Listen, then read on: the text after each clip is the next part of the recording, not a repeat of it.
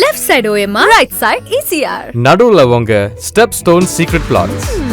Beach Resort Plots, just 24 lakhs onwards. Call 96268 99268.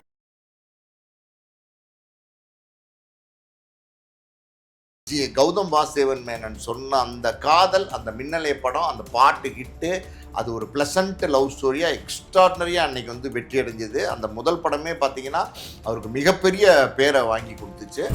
இந்த மின்னலே வந்த நேரத்தில் பார்த்தீங்கன்னா ராயப்பேட்டாவில் ஒரு காஃபி ஷாப்பில் ஜிவிஎம்மையும் பார்த்தீங்கன்னா அவங்களுடைய ஒய்ஃபையும் நான் பார்த்தேன். அதுக்கப்புறம் பார்த்தீங்கன்னா காக்கங்கிற ஒரு வெரைட்டியான ஒரு மூவி, அதில் லவ்வும் இருக்கும், அதில் ஆக்ஷன் இருக்கும், வேற மாதிரி இருக்கும். காக்கெல்லாம் பார்த்தீங்கன்னா அந்த நேரத்தில் வந்த படங்களில் இந்த படங்கள்லாம் ரொம்ப பெருசாக பேசப்பட்டது. படங்கள் சொந்தமாக தயாரிக்க ஆரம்பிக்கும் போது எல்லா படத்துலையுமே அவருக்கு பிரச்சனைகள் வருது. பேக் டு பேக் எல்லா படத்துலையுமே பிரச்சனைகள் வருது. அதனால் என்ன ஆகுதுன்னா கடனாளியாக ஜிவிஎம் மாறுறாரு. ரொம்ப சுதந்திரமாக யோசிக்கிறவனால தான் ஒரு நல்ல படைப்பை கொடுக்க முடியும். அந்த மாதிரி ஒரு சூழல் வந்து ஜிவிஎம்க்கு இல்லாமல் போயிடுச்சு. அதுதான் ஜிவிஎம்முடைய தோல்விக்கு காரணம். நீங்கள் தயாரிப்பு துறையை பொறுத்த வரைக்கும் நீங்கள் என்ன தான் கால்குலேஷனாக வந்து படம் பண்ணீங்கன்னா கூட உங்களுக்கு நஷ்டத்தை தவிர்க்க முடியாது சினிமாவை பொறுத்த வரைக்கும். சமீபத்தில் பார்த்தீங்கன்னா கார்த்தி நடித்த வாத்தியாரே தியேட்டருக்கு வந்ததும் தெரியாது போனதும் தெரியாத மாதிரி தோல்வி படமாக மாறிடுச்சு. ஸோ அந்த வரிசையில் தான் பார்த்தீங்கன்னா ஜிவிஎம்மும் படங்கள் தயாரிக்க போய் ஏகப்பட்ட சிக்கல் மாமா. இப்போ கூட துருவ நட்சத்திரம்னு ஒரு படம் வர வேண்டியிருக்குன்னு நினைக்கிறேன், விக்ரம் படம். அது வரவே இல்லை. எத்தனை வருஷமாச்சு? முடிஞ்சு 6, 7, 8 வருஷமாச்சு. அவரால் எதுவும் செய்ய முடியாதுமா. அவர் அடுத்து படங்கள் தயாரிக்க முடியாது, அவரை வந்து அடுத்து படங்கள் இயக்க முடியாது. படங்கள் இயக்கிறதுக்கு நீங்க போனீங்கனாலும் அங்கேயும் வந்து கடங்காரங்க வந்து நிற்பாங்க. இந்த படத்துல வர சம்பளத்தை எங்களுக்கு கொடுங்கன்னு கேட்பாங்க. இல்லம்மா இந்த மின்னலே ரீரிலீஸ் வந்து பண்றதுனாலாம் ஜிவிஎம்க்கு வந்து எந்த லாபமும் வந்துட போறது இல்லைம்மா. ஜிவிஎம் வந்து எப்படிப்பட்ட ஒரு இயக்குனரா இருந்திருக்காரு, எவ்வளவு நல்ல படைப்புகள்லாம் கொடுத்திருக்காருன்னு அவரை பத்தி தேடுவாங்க, கூகுள்ல தேடுவாங்க. அவரை பத்தின மற்ற படங்களை போய் பார்ப்பாங்க. ஃபைன் டைம் சினி நேயர்களுக்கு வணக்கம். இன்னைக்கு நம்ம கூட நிகழ்ச்சியில் சீனியர் ஜேர்னலிஸ்ட் அண்ட் ஆஸ்கார் மூவிஸோட ப்ரொடியூசர் பாலாஜி பிரபு சார் நம்ம கூட இணைஞ்சிருக்காரு. வணக்கம் சார். வணக்கம். சினிமா அப்படின்னு பார்க்கும்போது ஒரு டைரக்டர்ஸ்க்கும் ஒரு ஜானர் இருக்கும் சார். அதில் வந்து காதல் அப்படின்னாவே கண்டிப்பாக நம்ம வந்து ஜிவிஎம் அவரை தான் வந்து சொல்லிகிட்டே இருப்போம். ஸோ அவரோட 25 வருடம் அவர் சினிமாக்குள்ளே வந்து அப்படின்னு சொல்லிட்டு இப்போ அதை வந்து கொண்டாடிட்டு இருக்காங்க சார். காதலில் வந்து கொடி கட்டி பறந்த ஒருத்தர், அதுக்கப்புறமா ஒரு அப்படியே டவுன் ஆயிட்டாரு, அதுக்கப்புறம் படத்தில் நடிக்கவே வந்துட்டாரு. ஏன் இவர் வந்து நடிக்க வந்தார் அப்படின்னு சொல்லிட்டு நிறைய விமர்சனம் வைக்கப்பட்டுச்சு சார். அவருக்கு வந்து கடன் ஆயிடுச்சு, ப்ரொடக்ஷன் கம்பெனி தொடங்கி அப்படின்னு சொல்லிட்டு அவரோட கொடிக்கட்டி பிறந்த நாட்கள், அதுக்கப்புறம் எங்கே அவர் மிஸ் பண்ணாரு அப்படின்றதையும் பேச போகிறோம் சார். ஆஸ் ப்ரொடியூசராக நீங்கள் இருந்ததால அது உங்களுக்கு தெரியும் இல்லையா, எந்த இடத்துல அவர் மிஸ் பண்ணியிருப்பாருன்னு சொல்லிட்டு. ஸோ அதை பற்றி தான் சார் சொல்லணும். சொல்லுங்க. காதல் அப்படின்னா ஜிவிஎம் நான் வரும். அதாவது வந்து பார்த்தீங்கன்னா கௌதம் வாசுதேவன் மேனன் வந்து அவ்வளவு எக்ஸலண்ட்டாக லவ் சப்ஜெக்ட் சொல்லியிருக்காரு. மின்னலே ரிலீஸ் ஆன காலத்தில் பார்த்தீங்கன்னா காலேஜ் ஸ்டூடெண்ட்ஸ் எல்லாம் அப்படியே எக்கி மோதுனாங்க. தேட்டரில் வந்து அவ்வளோ கூட்டம். சாங்ஸ் ஹாரி ஜெயராஜோட சாங்ஸ் எல்லாம் பயங்கர ஹிட்டு, எக்ஸலண்ட்டாக இருக்கும். படமே பார்த்தீங்கன்னா மாதவன் அந்த காம்பினேஷன் எல்லாம் பார்த்தீங்கன்னா வேற மாதிரி இருக்கும். அந்த படமே ஒரு மாதிரி ஒரு அழகான ஒரு லவ் ஸ்டோரி. பலவிதமான காதல், பல பேர் பல காதல்களை வந்து சொல்லியிருக்காங்க சினிமாவில். எத்தனையோ வந்து பாரதி ராஜா ஒரு டைப் சொல்லியிருக்காரு, பாலச்சந்தர் ஒரு சொல்லியிருக்காரு, பாலு மகேந்திரா சொல்லியிருக்காரு. அந்த மாதிரி பல இயக்குநர்கள் சொல்லியிருந்தா கூட கௌதம் வாசுதேவன் மேனன் சொன்ன அந்த காதல், அந்த மின்னலே படம், அந்த பாட்டு ஹிட்டு, அது ஒரு ப்ளசண்ட் லவ் ஸ்டோரியாக எக்ஸ்ட்ராடினரியாக அன்றைக்கி வந்து வெற்றி அடைஞ்சது. அந்த முதல் படமே பார்த்தீங்கன்னா அவருக்கு மிகப்பெரிய பேரை வாங்கி கொடுத்துச்சு. இந்த மின்னலே வந்த நேரத்தில் பார்த்தீங்கன்னா ராயப்பேட்டாவில் ஒரு காஃபி ஷாப்பில் ஜிவிஎம்மையும் பார்த்தீங்கன்னா அவங்களுடைய ஒய்ஃபையும் நான் பார்த்தேன். ஒரு காஃபி ஷாப்பில் உட்காந்து ஆப்போசிட்டில் உட்காந்து 2 பேரும் காஃபி சாப்பிட்டுட்டு இருக்காங்க. ரொம்ப நேரம் பேசிகிட்டு இருக்காங்க. நானும் பார்த்தீங்கன்னா ஒரு ஃப்ரெண்டோட போயிருந்தேன், காஃபி சாப்பிட்டுக்கிட்டு இவரே தான் நான் நோட் பண்ணிகிட்டே இருந்தேன். நான் அப்போ தான் வந்திருக்காரு, இவர் தான் அந்த டேரக்டர்னு எனக்கு தெரியும், மின்னலே டேரக்டர்னு தெரியும். அந்த ஒய்ஃபோட அவர் பேசிகிட்டு இருக்கிற அது ஒரு 1/2 an hour 45 minutes நான் பார்த்துட்டே இருந்தேன். அப்புறம் நான் வந்துட்டேன். அவ்வளோ ப்ளசண்ட்டான, அவ்வளோ ஒரு ப்ரீஸியான மூமெண்ட்டாக நான் ஃபீல் பண்ணேன். ஏன்னா அந்த அளவுக்கு அவர் பேசுறது, நிறைய நேரங்களில் பார்த்தீங்கன்னா அவர் இங்கிலீஷ் தான் பேசுவார். அவர் இங்கிலீஷில் பேசிக்கிட்டு அப்படி சிரிச்சுக்கிட்டு காஃபி ஒரு காஃபி அது வந்து பார்த்தீங்கன்னா 45 minutes சாப்பிட்றாரு. அது சூடு ஆறி போயிருக்கும், ஆனாலும் பார்த்தீங்கன்னா அதை லவ் பண்ணி சாப்பிட்றாரு. அவங்க ஒய்ஃபும் பார்த்தீங்கன்னா அந்த மாதிரி வந்து 2 பேரும் சாப்பிட்டு அது பேசிகிட்டு இருந்தது, சிரிச்சது வச்சதெல்லாம் பார்க்கும்போது அவ்வளோ ப்ரீஸியாக இருந்துச்சு. ஸோ ஏன் இவ்வளோ வந்து லவ் ஸ்டோரி இப்படி எடுக்க மாட்டார் அட்டகாசமாக அப்படின்னு எனக்கு அன்னைக்கு தோணுச்சு. அந்த மாதிரி ஒரு நல்ல படங்கள் எடுக்கக்கூடிய ஒரு இயக்குனர் தான். அதுக்கப்புறம் பார்த்தீங்கன்னா காக்கங்கிற ஒரு வெரைட்டியான ஒரு மூவி, அதில் லவ்வும் இருக்கும், அதில் ஆக்ஷன் இருக்கும், வேற மாதிரி இருக்கும். காக்கெல்லாம் பார்த்தீங்கன்னா அந்த நேரத்தில் வந்த படங்கள்ல இந்த படங்கள்லாம் ரொம்ப பெருசாக பேசப்பட்டது. அப்புறம் பச்சைக்கிளி முத்துச்சரம்னு ஒரு படம், அது வந்து பார்த்தீங்கன்னா ஜோதிகாவும் சரத்குமார் நடிச்சிருப்பாங்க. எக்ஸலண்டாக இருக்கும் சாங்ஸு, அதனுடைய பிக்சரைசேஷனு, அதன் மேக்கிங்கே எல்லாம் வேற மாதிரி இருக்கும். அதுக்கப்புறம் வந்து ஜிவிஎம் வந்து பார்த்தீங்கன்னா சூர்யா வச்சே பார்த்தீங்கன்னா இன்னொரு படம் எடுத்தார், அந்த வாரணம் ஆயிரம் பார்த்தீங்கன்னா அது ரொம்ப வித்தியாசமான படம். அதுக்கப்புறம் பார்த்தீங்கன்னா வேட்டையாடு விளையாடு, விண்ணை தாண்டி வருவாயா மறுபடியும் ஒரு பெஞ்ச் மார்க்கு. காதலுக்கு வந்து பார்த்தீங்கன்னா அப்படி ஒரு படம் வந்து இது வரைக்கும் தமிழ் சினிமாவில் கொடுத்ததே இல்லை. 96 விண்ணை தாண்டி வருவாயா, இப்படி 1-2 படங்களை வந்து நம்ம காதல் பேசும்போது கடந்து போயிட முடியாது. அப்படி ஒரு படம் தான் விண்ணை தாண்டி வருவாயா. ஸோ அதுக்கப்புறம் நிறைய நல்ல நல்ல நல்ல நல்ல படங்கள் கொடுத்துட்டு இருந்தார். ஜிவிஎம்னா ஒரு பெரிய எக்ஸ்பெக்டேஷன் இருந்துச்சு. பெருசாக வந்து வர வேண்டிய ஒரு பெரிய ஒரு இடத்தை வந்து நிரந்தரமாக தக்க வச்சுக்க வேண்டிய ஒரு இயக்குனர் தான். ஆனால் அதில் என்ன அவர் மைனஸாக மாறிட்டார் அப்படின்னா, அவர் வந்து படங்கள் வந்து சொந்தமாக தயாரிக்க ஆரம்பிக்கிறார். படங்கள் சொந்தமாக தயாரிக்க ஆரம்பிக்கும் போது எல்லா படத்துலையுமே அவருக்கு பிரச்சனைகள் வருது. பேக் டு பேக் எல்லா படத்துலையுமே பிரச்சனைகள் வருது. அதனால் என்ன ஆகுதுன்னா கடனாளியாக ஜிவிஎம் மாறுறாரு. கடனாளியாக ஜிவிஎம் மாறி பார்த்தீங்கன்னா அந்த ஒரு கிரியேட்டிவிட்டின்னு ஒன்று இருக்கும்ல, உங்களுக்குள்ள ஒரு கிரியேட்டிவிட்டி இருக்கும். அது வந்து ஃப்ரெஷ்ஷாக இருந்தால் தான் நீங்கள் வந்து படைப்புகளை உருவாக்க முடியும். அந்த கிரியேட்டிவிட்டி கடன்காரனால் வந்து அழுத்தமாக கொடுக்கும்போது அது ஆட்டோமேட்டிக்காகவே உங்களால் நல்ல படைப்புகளை கொடுக்க முடியாது. நல்ல படைப்புகளை ஒரு கலைஞன் கொடுக்கணும் அப்படின்னா அவனுக்கு எந்த பவுண்டரிஸும் இருக்கக்கூடாது, எந்த விதமான கமிட்மெண்ட்ஸும் இருக்கக்கூடாது. ரொம்ப சுதந்திரமாக யோசிக்கிறவனால தான் ஒரு நல்ல படைப்பை கொடுக்க முடியும். அந்த மாதிரி ஒரு சூழல் வந்து ஜிவிஎம்க்கு இல்லாமல் போயிடுச்சு. அதுதான் ஜிவிஎம்மோட தோல்விக்கு காரணம். அது நிறைய படங்கள் வந்து பார்த்தீங்கன்னா தொடர்ந்து தயாரிக்கிறாரு, எல்லா படங்களுமே பிரச்சனையாகுது. அதனால அவருடைய கிரியேட்டிவிட்டி அடிபட்டு போகுது. அதனால நல்ல படங்களை அடுத்தடுத்து ஜிவிஎம் கொடுக்க முடியாம திணறாரு ஒரு ஸ்டேஜுக்கு மேல. அதனால தான் அடுத்து நல்ல படங்கள் அவர்கிட்ட இல்லாம போச்சு. இந்த வரிசையில நம்ம சங்கர் வந்து எஸ் பிக்சர்ஸ் தொடங்கினாரு, அவருக்குமே பெரிய நஷ்டம். அதே மாதிரி பார்த்தீங்கன்னா லிங்குசாமி நல்ல படைப்பாளி, அவராலையுமே வந்து தொடர்ந்து நல்ல படைப்புகளை கொடுக்க முடியாமல் போனதுக்கு காரணம் வந்து தொடர்ந்து இப்போ வந்து தயாரிப்பாளராக மாறினது தான் காரணம். பாலா அந்த வரிசையில் வந்து தயாரிப்பாளராக மாறி சிக்கினாரு. அதே மாதிரி பார்த்தீங்கன்னா பல இயக்குநர்களை நம்ம சொல்லலாம். நம்ம ஏன் வெற்றிமாறனே எடுத்துக்கோங்களேன், அவருடைய தயாரிப்பு நிறுவனத்தில் ஆரம்பித்து அது எல்லாமே தோல்வி படங்கள், எல்லாமே வந்து நஷ்டத்தை கொடுத்துச்சு. அவருமே தயாரிப்பு நிறுவனத்தை வந்து மூடிட்டார் சமீபத்தில். ஸோ ஒரு படைப்பாளியா இருக்கும்போது அந்த படைப்பாளி இன்னொரு துறை, சினிமா சார்ந்த துறை தான் தயாரிப்புங்கிறது, சினிமாலே உள்ள இன்னொரு துறை தான். ஆனா தயாரிப்பாளருக்கு ஏகப்பட்ட சேலஞ்சஸ் இருக்கு. ஒரு தயாரிப்பாளருக்கு பலவிதமான தாக்குதல்கள் இருக்கு. ஆனா ஒரு படைப்பாளிக்கு, ஒரு இயக்குனருக்கு அது கிடையாது. இயக்குனர் அவரோட படத்தை வந்து முடிச்சு கொடுத்துட்டு அவர் வாட்டின் கார் ஏறி போயிட்டே இருக்கலாம். ஆனா ஒரு தயாரிப்பாளர் அப்படி பண்ண முடியாது. தயாரிப்பாளருடைய சுமைகள் அது வேற. தயாரிப்பாளர் அப்படிங்கிற ஒரு இடம் இருக்கு பார்த்தீங்களா சினிமால, அந்த இடத்துக்கு அது ஆல்ரெடி அனுபவம் உள்ளவர்கள் வந்தே பார்த்தீங்கன்னா பல பேர் தோத்து போயிருக்காங்க. ஏவிஎம் நிறுவனத்தால் படம் எடுக்க முடியாமல் போச்சு. அந்த காலத்தில் பார்த்தீங்கன்னா ஏஎம் ரத்னம் பிரபலமான தயாரிப்பாளராக இருந்தார். அப்புறம் பார்த்தீங்கன்னா ஆஸ்கார் ஃபிலிம்ஸ் ரவிச்சந்திரன் பிரபலமான தயாரிப்பாளராக இருந்தார். இப்படி பிரபலமான குஞ்சுமோன் பிரபலமான தயாரிப்பாளராக இருந்தார். இப்படி பிரபலமான பல தயாரிப்பாளர்கள், தயாரிப்புத்துறை தெரிஞ்சவங்க, தயாரிப்புத்துறையில் உள்ள கஷ்ட நஷ்டங்கள் புரிஞ்சவங்க, அவங்களாலே வந்து தொடர்ந்து படங்கள் தயாரிக்க முடியாமல் அவங்களே வந்து கம்பெனி இழுத்து மூடிட்டு போயிட்டாங்க. அப்படி இருக்கும்போது நீங்கள் இந்த ஜிவிஎம் அப்படின்னா அவர் வந்து இயக்குனர் அப்படின்னா இயக்குனராக மட்டும் இருந்திருந்தாருன்னா நிச்சயமாக அவர்கிட்ட இருந்து தொடர்ந்து நல்ல படைப்புகள் வந்திருக்கும். இப்போ உள்ள இயக்குனர்களே நீங்கள் எடுத்துக்கங்களேன், நீங்கள் ஒரு கார்த்திக் சுப்புராஜ் வந்து சொந்த படம் தயாரிக்கிறாரு. அந்த தயாரிப்பு துறையினுடைய சுமைகள் வர ஆரம்பிச்சிருச்சுன்னா அவரால் வந்து அந்த படைப்புகளை சரியாக கொடுக்க முடியாது.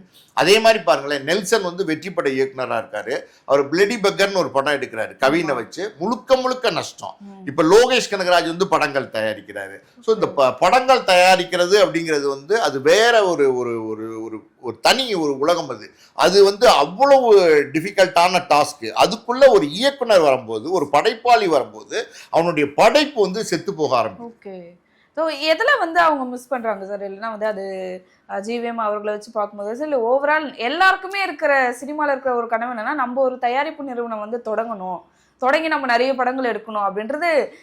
வெளியில் இருக்கிறவங்களுக்கு சினிமா மேலே ஒரு ஆசை இருக்கும், சினிமாவில் இருக்கிறவங்களுக்கு தயாரிப்பு நிறுவனம் தொடங்கணும் அப்படின்ற ஒரு ஆசை இருக்குது. அப்படி வராங்க அப்படின்னா எதில் அவங்க பார்க்கணும், எந்த இடத்த மிஸ் பண்ணிடுறாங்க, ஜிவிஎம் அவர்களை எங்கெங்கெல்லாம் மிஸ் பண்ணிருக்க வாய்ப்பு இருக்குன்னு நினைக்கிறீங்க? நீங்கள் தயாரிப்பு துறையை பொறுத்த வரைக்கும் நீங்கள் என்னதான் கால்குலேஷனாக வந்து படம் பண்ணீங்கன்னா கூட உங்களுக்கு நஷ்டத்தை தவிர்க்க முடியாது சினிமாவை பொறுத்த வரைக்கும். ஏன் அப்படின்னா சினிமாவை நீங்கள் ஒரு கால்குலேஷனுக்குள்ளே கொண்டு வர முடியாது. எந்த படம் ஓடும், எந்த ஸ்டாரை வச்சு எடுத்து ஓடும். பெரிய நம்ம விஜயை புக் பண்ணியிருக்கோம் அப்படின்னா இப்போ பாருங்க, ஜனநாயகன் வந்து ரிலீஸ் ஆகாமல் பிரச்சனையில் மாட்டியிருக்கு, 500 கோடி ரூபா அந்த படத்தில் முடங்கியிருக்கு. அந்த தயாரிப்பாளரோட நிலைமையை யோசிச்சு பாருங்க. அதே மாதிரி பார்த்தீங்கன்னா ரஜினிகாந்த் படங்கள் தோல்வி படங்கள் அடைஞ்சிருக்கு. அதே மாதிரி வந்து கமல் படம் தோத்துருக்கு, அஜித் படம் தோத்துருக்கு. எல்லா பெரிய பெரிய ஸ்டார்ஸோட படங்கள்லாம் பெரிய தோல்வியை வந்து கண்டிருக்கு. இப்போ சமீபத்தில் பார்த்தீங்கன்னா கார்த்தி நடித்த வாவாத்தியாரே தியேட்டருக்கு வந்ததும் தெரியாது போனதும் தெரியாத மாதிரி தோல்வி படமாக மாறிடுச்சு.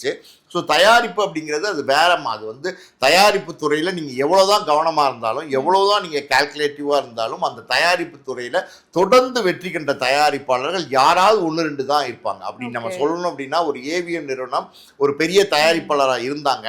அவங்க அப்படியே அவங்க பேரை தக்க வச்சுக்கிட்டதுக்கு காரணம் என்ன அப்படின்னா, அவங்க வந்து அதுக்கு மேலே படங்கள் பண்ண வேண்டாம், இது வந்து சரியில்லை தயாரிப்பு துறைன்னு ஒதுங்கிட்டாங்க தயாரிப்பு துறையை விட்டு. அதே மாதிரி விஜயவாகினி ஸ்டுடியோஸ் அவங்களும் இந்த படங்கள்லாம் தயாரிச்சுட்டு இருந்தாங்க. அவங்கெல்லாம் பார்த்தீங்கன்னா ஒரு ஸ்டேஜுக்கு அப்புறம் சினிமா விட்டுட்டு அந்த விஜயவாகினி ஸ்டுடியோஸில் வந்து ஃபோரம் மால் வந்துருச்சு, ஒரு ஹாஸ்பிட்டல் வந்துருச்சு, கிரீன் பார்க் ஹோட்டல் வந்துருச்சு, பிஸ்னஸை வந்து ஷிஃப்ட் பண்ணிக்கிட்டாங்க.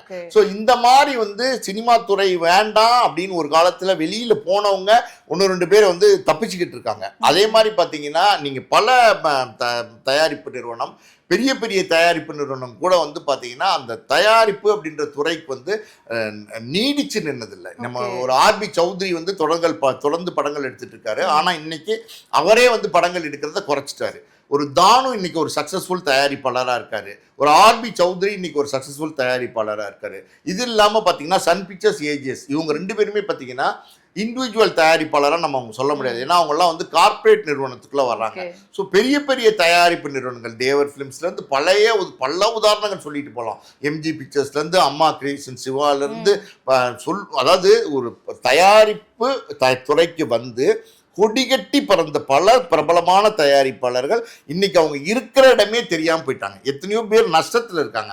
அந்த வரிசையில் நம்ம சொல்லணும்னா ஆஸ்கார் ஃபிலிம்ஸ் ரவிச்சந்திரன் எத்தனையோ பிரம்மாண்டமான படங்கள்லாம் எடுத்தாரு. இன்னைக்கு அவர் வந்து மஞ்சள் நோட்டீஸ் கொடுத்துட்டாரு. அதாவது வந்து நான் வந்து இனிமே வந்து பிஸ்னஸ் பண்ணுறதுக்கு லாய்க்கு இல்லை, எங்கிட்ட காசே இல்லைன்னு மஞ்சள் நோட்டீஸ் கொடுத்துட்டாரு. நம்புவீங்களா? அதே மாதிரி குஞ்சு பொண்ணு எவ்வளோ பெரிய தயாரிப்பாளர், எவ்வளோ பிரம்மாண்டமான படங்கள்லாம் எடுத்தாரு. அவர் இன்னைக்கு இருக்கிற இடமே தெரியாமல் போயிட்டாரு. இந்த மாதிரி வந்து தயாரிப்பாளர்கள் அந்த தயாரிப்பு துறையில் அனுபவம் உள்ளவங்களே வந்து தோத்து போறாங்கன்னும் போது, படைப்பாளிகள் உங்களுக்கு வந்து தயாரிப்பு துறையை பற்றி முழு அனுபவம் இல்லாமல் ஒரு பெரிய ஒரு மார்க்கெட் வருதுமா இந்த இயக்குநர்களுக்கு. ஒரு உதாரணத்துக்கு நம்ம லோகேஷ் கனகராஜ், நெல்சன் திலீப் குமார், கார்த்திக் சுப்ராஜ் இவங்களை வச்சுட்டு பேசுவோமே. இந்த பெரிய மார்க்கெட் வரும்போது என்னன்னா கோடிக்கணக்கில் உங்களுக்கு சம்பளம் உங்களுக்கு கிடைக்குது. நீங்கள் வந்து ஒரு பெரிய ஸ்டார் நட்சத்திர அந்தஸ்து உள்ள இயக்குனராக ஆகும்போது அப்போ நீங்கள் உங்களுக்கு என்ன வருது அப்படின்னா, நம்ம ஏன் படங்கள் தயாரிக்கக்கூடாதுன்னு நினைக்கிறீங்க. அது தப்பு இல்லை, ஆனால் அது சிக்கல், அது பிரச்சனை. நீங்கள் பாருங்களேன், சங்கர் எவ்வளோ பெரிய பிரம்மாண்டமான இயக்குனர். அவர் வந்து தயாரிப்பாளர் சங்கரா வெற்றி கண்டாரா? எஸ் பிக்சர்ஸ் வந்து தொடர்ந்து நடத்த முடிஞ்சிச்சா சங்கரால? ஏன் மூடிட்டு போனார்? ஏன்னா அது வந்து வேற மாதிரியான ஒரு டிஃபிகல்ட்டான ஒரு ஃபீல்டு. அதுக்குள்ளே நீங்கள் வந்து போகிறீங்க. இப்போ நீங்கள் வந்து இப்போ ஒரு ஒரு ஒரு ஃபோக்கஸ் ஒன்று இருக்குது பார்த்தீங்களாமா, அது டைவர்ட் ஆனாலே உங்களுக்கு பிரச்சனை தான். நல்ல படைப்பாளி அவனோட ஃபோக்கஸ் வந்து டைவர்ட் ஆகக்கூடாது. இப்போ லோகேஷ் கனகராஜ் இருக்காரு, அவர் ஒரு வெற்றி பட இயக்குனர், நட்சத்திர அந்தஸ்து உள்ள இயக்குனராக இருக்காரு. இப்போ வந்து டிசின்னு ஒரு படத்தில் நடிக்க போயிருக்காரு. இப்போ வந்து இது வந்து ஃபோக்கஸ் டைவர்ஷன். ஒரே நேரத்தில் ஒரு படைப்பாளி அப்படிங்கிறவன் வேற, நடிக்கிறவன் நடிச்சுட்டு போயிடுவான், நடிகன் நடிச்சுட்டு போயிடுவான். அவனுக்கு ஒன்றும் இல்லை, டேரக்டர் சொல்லுவாங்க ரெடி சார் ஆக்ஷன்னா நடிச்சுட்டு கட்டுன்னா நீங்கள் போயிடலாம் கார் ஏறி. ஆனால் அந்த கிரியேட்டருக்கு வந்து அது மட்டுமே ஜாப் கிடையாது. கிரியேட்டருக்கு வந்து அந்த கிரியேட்டிவிட்டி வந்து உள்ளேருந்து வரணும். உள்ளேருந்து வரணும்னா அந்த கிரியேட்டிவிட்டி ஃப்ரெஷ்ஷாக இருக்கணும், எந்த பிரச்சனையும் இல்லாமல் இருக்கணும். ஸோ அந்த கிரியேட்டர் வந்து தயாரிப்பாளராக மாறும்போது பல பேர் வந்து நம்ம இந்த சினிமா துறையிலேருந்து நல்ல நல்ல படைப்பாளிகள் இல்லாமல் போயிருக்காங்க, லிங்குசாமி மாதிரி ஆட்கள்லாம். ஸோ அந்த வரிசையில் தான் பார்த்தீங்கன்னா ஜிவிஎம்மும் படங்கள் தயாரிக்க போய் ஏகப்பட்ட சிக்கல் மம்மா. இப்போ கூட துருவ நட்சத்திரம்னு ஒரு படம் வர வேண்டியிருக்குன்னு நினைக்கிறேன், விக்ரம் படம். அது வரவே இல்லை. எத்தனை வருஷமாச்சு? முடிஞ்சு 6, 7, 8 வருஷமாச்சு. ஆனால் அந்த படத்தை வந்து கொண்டு வரவே முடியல. அதனுடைய தயாரிப்பாளர் யாருன்னா வந்து ஜிவிஎம் தான். எத்தனை கோடி அதுக்குள்ளே வந்து பணம் இன்வெஸ்ட் பண்ணியிருப்பாரு. ஸோ எத்தனை கடங்காரங்களுக்கு பதில் சொல்லுவார், எத்தனை வட்டி கட்டுவார், எத்தனை பிரச்சனைகள் இருக்கு. இந்த படம் வாங்கினவங்க எப்போ படத்தை கொடுக்க போறீங்கன்னு ஒரு பக்கம் ப்ரெஷரு, கடன் கொடுத்தவங்க எப்போ பணத்தை கொடுக்க போறீங்கன்னு ஒரு பக்கம் ப்ரெஷரு, ஒரு பக்கம் பார்த்தீங்கன்னா வட்டி எப்போ கொடுக்க போறீங்கன்னு ஒரு ப்ரெஷரு. இதெல்லாம் வந்து உங்களுக்கு ப்ரெஷர்னு ஆடப் ஆகிட்டே போகும்போது நீங்கள் எப்படி வந்து உங்களால் வந்து உங்களுடைய ஒர்க்கை வந்து சந்தோஷமாக செய்ய முடியும், சுதந்திரமாக செய்ய முடியும். அப்படிதான் பல படைப்பாளிகள் காணாமல் போகிறதுக்கு இதுதான் காரணம். ஓகே சார், இதுக்காக தான் அவர் வந்து படங்கள் நடிக்க வந்தார். ஒரு சின்ன சின்ன கேரக்டர்னு வந்தார், போலீஸாக வந்தார், ஒரு கேரக்டராக வந்து கடைசியாக ஒரு படம் வந்துச்சு. அதில் வந்து அவரோட பாட்டுக்கே வந்து பார்த்தீங்கன்னா பீச்சில் அவர் வந்து ஒரு சீனாக பண்ணியிருந்தார், ஒரு ஹீரோயின் பின்னாடி ஓடுற மாதிரி. அதில் நிறைய வந்து ட்ரால் பண்ணிட்டு இருந்தாங்க, இவருக்கே அந்த நிலைமை அப்படின்னு சொல்லிட்டு. அதனால தான் அவர் நடிக்க வந்தாரா, அவரால் எதுவும் செய்ய முடியல அப்படின்ற ஒரு நிலைமைக்கு இருக்காரு? என்ன இப்போ அவருக்கு நிலைமை இருக்கு? அவரால் எதுவும் செய்ய முடியாதுமா. அவர் அடுத்து படங்கள் தயாரிக்க முடியாது, அவரை வந்து அடுத்து படங்கள் இயக்க முடியாது. படங்கள் இயக்கிறதுக்கு நீங்க போனீங்கனாலும் அங்கேயும் வந்து கடங்காரங்க வந்து நிற்பாங்க. இந்த படத்துல வர சம்பளத்தை எங்களுக்கு கொடுங்கன்னு கேட்பாங்க. இதெல்லாம் சினிமால இருக்கத்தான் செய்யும். இதெல்லாம் வந்து தவிர்க்க முடியாது. நீங்க போய் சிக்கிக்கிட்டீங்க, லாக் ஆயிட்டீங்கன்னா, சினிமாவை பொறுத்த வரைக்கும் பாத்தீங்கன்னா இது வந்து ஒரு யூனிட்டியா இருப்பாங்க. நீங்க வந்து ஒரு படத்துல வந்து ஒரு 5 கோடி ரூபாய் சம்பளம் வாங்கி ஒரு படத்துக்கு கமிட் ஆகுறீங்கன்னு வச்சுக்கோங்க. அந்த கடன்காரர்கள் படம் சம்பந்தமா கடன் கொடுத்தவங்க இந்த படத்துல வர 5 கோடி எங்களுக்கு கொடுங்க, எங்க கடனுக்கு கொடுங்கன்னு கேட்பாங்க. நீங்க நடிக்கிறாரு, அந்த நடிக்கிற காசுலாம் அவர் ஜிவிஎம் எடுத்துட்டு போறாருன்னு நினைக்கிறீங்களா? கிடையாது. எல்லாருமே கடன்காரங்கள் கொடுக்குறாரு. அதாவது 1 கோடி ரூபாய் சம்பளம் கிடைக்குதுன்னா ஒரு 20 லட்சம் அவருக்கு எடுத்துக்கிட்டு 80 லட்சம் கடன்காரங்களுக்கு தான் கொடுக்குறாரு, வட்டிக்கு தான் கொடுக்குறாரு. ஸோ நீங்க எதையுமே செய்ய முடியாது ஒழுங்கா. நீங்க நடிச்சு வர காசும் உங்களுக்கு வராது, நீங்க வந்து டைரக்ட் பண்ணி வர காசும் உங்களுக்கு வராது, எதுவுமே உங்களுக்கு வராது. எல்லாமே கடன் கொடுக்கணும், எல்லாமே வட்டி கட்டணும்னா அவங்களுடைய நிலைமை என்ன ஆகும்? உங்களோட நிலைமை அப்படியே வந்து டோட்டலாக நாளுக்கு நாள் வந்து டவுன் ஆகிட்டே தான் இருக்கும். பல நல்ல படைப்பாளிகள் இந்த மாதிரி காணா போயிட்டாங்கம்மா. அந்த வரிசையில் வந்து ஜிவிஎம்லாம் பார்த்தீங்கன்னா தமிழ் சினிமாவில் ஒரு முக்கியமான இடத்துல இருக்க வேண்டிய, முக்கியமான இடத்தை தக்க வச்சுக்க வேண்டிய ஒரு இடத்துல இருக்க வேண்டிய ஆள். ஆனால் அவர் இன்னைக்கு காணாமல் போயிட்டார். ஓகே சார், இப்போ மின்னலே ரிலீஸ் ஆக போகுது, ரீரிலீஸ் பண்ண போறாங்க அப்படின்ற ஒரு செய்தியும் இப்போ வந்து அடிபட்டு இருக்கு சார். அப்படி ரிலீஸ் ஆகுதுன்னா இது மூலமாகவும் அவருக்கு ஒரு ப்ராஃபிட் வரும் இல்லையா? ஸோ அதுக்காக தான் இந்த மின்னலே ரீரிலீஸ் பண்றாங்களா? அதை பத்தி தெரியாது. இல்லைம்மா, இந்த மின்னலே ரீரிலீஸ் வந்து பண்றதுனாலாம் ஜிவிஎம்க்கு வந்து எந்த லாபமும் வந்துட போறது இல்லைம்மா. எனக்கு தெரிஞ்சு மின்னலே படத்தினுடைய தயாரிப்பாளர் ஜிவிஎம் கிடையாது, அதனுடைய இப்போ இயக்குனர் தான் ஜிவிஎம். அப்படி இருக்கும்போது அந்த தயாரிப்பாளர் இந்த படத்தை ரீரிலீஸ் பண்ணுவார், அந்த தயாரிப்பாளருக்கு அந்த லாபம் போய் சேரும். ஜிவிஎம் எந்த லாபமே போகாது. மின்னலே வந்து ரீரிலீஸ் ஆனா அந்த நேரத்துல வந்து இப்படி ஒரு படம் எடுத்திருக்காங்களே, அருமையா இருக்கேன்னு வந்து இன்னைக்கு இருக்கிற யங்ஸ்டர்ஸ் இருக்காங்க இல்லையா, ஒரு உதாரணத்துக்கு 2K கிட்ஸ், ஜென்சி கிட்ஸ்லாம் அந்த படத்தை தியேட்டர்ல பார்த்தாங்கன்னா அது வேற மாதிரியான ஒரு எக்ஸ்பீரியன்ஸா இருக்கும். அந்த நேரத்துல வந்து ஜிவிஎம் வந்து எப்படிப்பட்ட ஒரு இயக்குனரா இருந்திருக்காரு, எவ்வளவு நல்ல படைப்புகள்லாம் கொடுத்திருக்காருன்னு அவரை பத்தி தேடுவாங்க, கூகுள்ல தேடுவாங்க. அவரை பத்தின மற்ற படங்களை போய் பார்ப்பாங்க. ஒரு வேட்டையாடு விளையாட பார்க்கலாம், ஒரு காக்க காக்காவை பார்க்கலாம், ஒரு விண்ணை தாண்டி வருவாயா பார்க்கலாம். பார்த்துட்டு ஓ இப்படி ஒரு இயக்குனரா அப்படின்னு இன்னைக்கு இருக்கிற யங்ஸ்டர்ஸ் வந்து புரிஞ்சுக்கலாமே தவிர இதனால ஜிவிஎம்க்கு வந்து ஒரு பெரிய மானிட்டரி பெனிஃபிட் வருமா அப்படின்னா வரதுக்கான வாய்ப்பே கிடையாது. Okay okay sir. ஸோ நிறைய விஷயங்கள் பேசணும். ஒரு மிகப்பெரிய ஒரு இயக்குனரை வந்து தமிழ் சினிமா எப்படி வந்து நிறுத்திருக்கு அப்படின்ற நிறைய விஷயங்களை வந்து நீங்க சொன்னீங்க. மிக்க நன்றி சார். நன்றி.